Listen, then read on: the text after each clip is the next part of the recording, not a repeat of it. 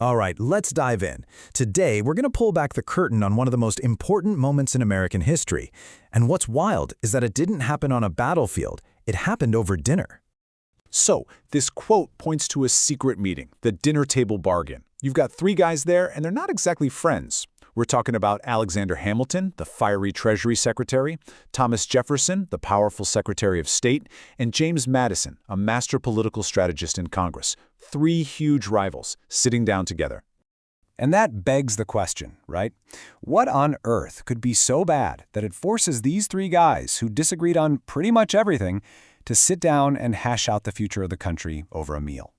Well, to get that, we need to rewind a bit and see just how fragile the brand new United States really was.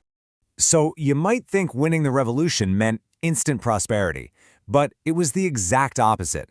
The years right after the war were a complete and total economic nightmare.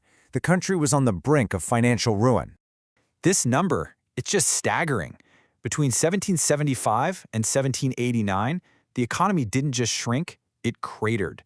Per capita GDP dropped by 30%. I mean, to put that in perspective for you, that's a collapse on the scale of the Great Depression. The cost of independence was incredibly, painfully high. And this chart really tells the story. Before the war, see, American colonies had a built-in customer, the British Empire. But after the war, that door was slammed shut. Suddenly, America wasn't part of the club anymore. It was a foreign competitor, totally cut off from its main trading partner. You're looking at a perfect storm, a triple threat. First, you have these massive war debts that every single state was drowning in. Second, you lose all your protected markets in the British system overnight. And third, the money they printed to pay for the war, the continental currency, was so worthless, people were literally saying something was not worth a continental. It was a disaster. Now here's where it gets really interesting. This economic crisis didn't hit everyone the same way. Not at all. It created this massive, growing split between the North and the South, and it completely changed who held the economic power in the new nation. Just look at these numbers, it's so stark. Well, the North kinda managed to tread water and even grow a bit.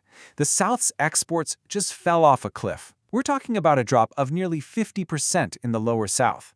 This was a shocking reversal for what had been, by far, the wealthiest region in all of colonial America. You're seeing two totally different worlds emerge. Northern merchants. Sure, they lost the protection of the British Navy, but they were scrappy, they were adaptable, they started taking huge risks, sailing all over the world. But the Southern planters, they were stuck. They lost the British government subsidies for their big cash crops like indigo and tobacco, and on top of that, British creditors were now calling in all the debts they owed from before the war. And this right here, this was a huge part of that northern pivot. A ship called the Empress of China sails out of New York and opens up this incredibly profitable new trade route directly with China.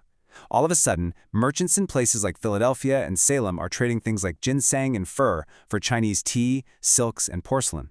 This trade created America's very first millionaires, a whole new class of wealthy businessmen who had a very different idea of what America should be. So, into all this chaos steps the new Secretary of the Treasury, the incredibly brilliant but also very controversial Alexander Hamilton. And he has a plan, a really radical plan. He doesn't just want to fix the economy. He wants to completely rebuild it from the ground up. This was the amount of debt the states owed from the war, $25 million. Now, to almost anyone else, this was a disaster, a sign of failure. But to Hamilton, he looked at this number and saw a golden opportunity to build a powerful, unified nation. Hamilton's big idea was called assumption. It was bold, to say the least. The plan was for the new federal government to just take all that messy, separate state debt and roll it into one big national debt. Basically, turn a pile of junk bonds into a single, reliable national investment. His plan was pretty clever. It was meant to do two things. First, it would show the world that the United States was a good credit risk. But second, and this was key, it would tie the country's wealthiest people, all those merchants and financiers, directly to the success of the new government. If they owned government bonds, you better believe they'd want the government to succeed. Their own fortune depended on it.